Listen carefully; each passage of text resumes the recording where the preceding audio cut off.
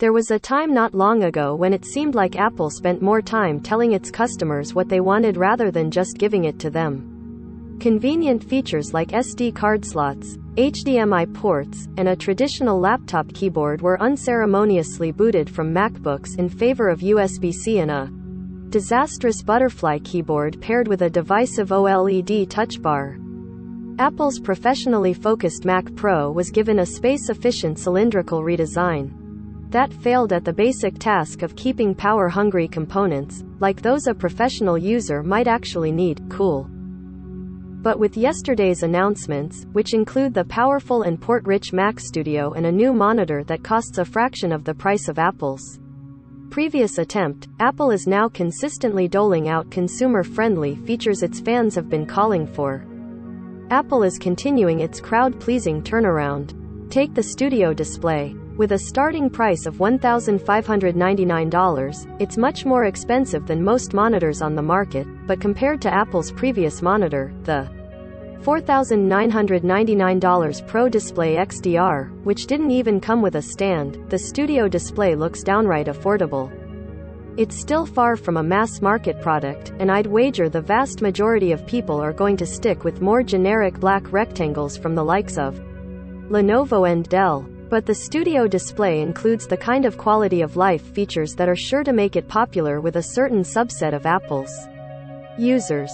There's a 12-megapixel webcam integrated neatly into its upper bezel, mics with directional beamforming, and a built-in 6-speaker system, which might actually sound pretty good if Apple's recent iMac is anything to go by. It's also 5 kelvins resolution, which is a relative rarity outside of monitors from LG, and packaged up in Apple's trademark slick industrial design. Then there's the Mac Studio, which looks to be a more powerful Apple Silicon Mac Mini with almost all the ports a professional user could ask for.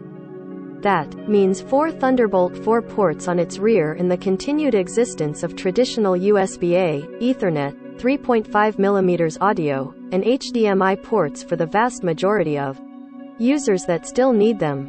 There are even easily accessible ports and an SD card slot on the front of the machine, which is wrapped up in a design that evokes nostalgia for Apple's decades-old Power Mac G4 Cube. An upgraded Mac Mini, OR and iMac Pro replacement? The Mac Studio looks like a halfway house between the Mac Mini and the Mac Pro. But it also appears to be the basis for a powerful replacement for the iMac Pro all-in-one, which Apple discontinued a year ago. At least, that was my takeaway after watching Apple comparing the performance of the Studio's M1 Ultra with the kinds of Intel Xeon processors it used to include on its professionally focused all-in-one, and which Apple now includes in its more expensive Mac. The pairing of a Mac Studio and Studio display is a less expensive, more flexible alternative to the iMac Pro's computer inside a screen. The last iMac Pro started at $4,999, while the starting price of a Mac Studio with Studio display is $3,598. But the fact that the two components are sold separately is also important. Even Apple's $4,999 monitor is still an LCD display that can suffer from blooming, iffy black levels, and issues with off-axis viewing. These aren't problems for the vast majority of users, but anyone doing professional color work will want something better, and Apple's more flexible approach means they can buy a Mac Studio and get the display they want elsewhere. Away from the Mac, there was also good news for more budget-conscious smartphone buyers. 5G support is no longer exclusive to Apple's flagship phones with the launch of the new iPhone SE. It's a decision that may have more to do with appeasing carriers than consumers for now, but given how rarely Apple upgrades its entry-level smartphones, 5G might end up being far more essential before this device reaches its end of life, and the iPhone SE is one of the first major inexpensive smartphones that supports C-band 5G right out of the box. There are still other things that many users say they want but that Apple has no interest in providing. MacBooks were easily upgradable in the past, and it was even possible, if difficult, to upgrade components like the CPU and RAM in the previous iMac Pro. But with the switch to its own ARM-based silicon, Apple has all but completely eliminated these user-serviceable parts, with everything from RAM to storage soldered onto the computer's circuit boards. The best Apple could tell us there, via spokesperson Alex Bender, was that customers have a variety of system memory options to meet their needs, and that because Mac Studio and Studio Display are separate devices, users can upgrade either one down the road.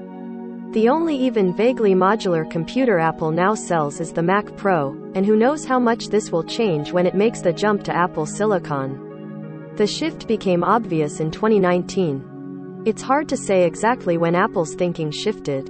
Last year's overhaul of its MacBook Pro lineup was the clearest evidence yet that Apple was prepared to listen to the features being asked for by its most vocal power users, but I think the shift first became visible years earlier in 2017 when Apple admitted its Trashcan Mac Pro was a mistake and followed up in 2019 by reviving the classic cheese grater Mac Pro design that its power users had been asking for.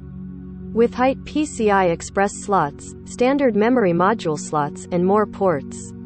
Related, Apple is ready to admit it was wrong about the future of laptops.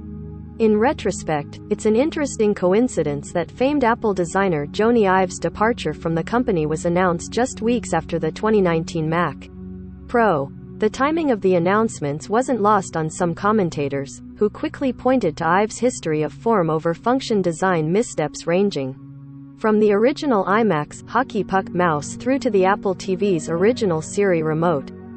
His obsessive, years-long focus on Apple's new HQ might have been a distraction as well.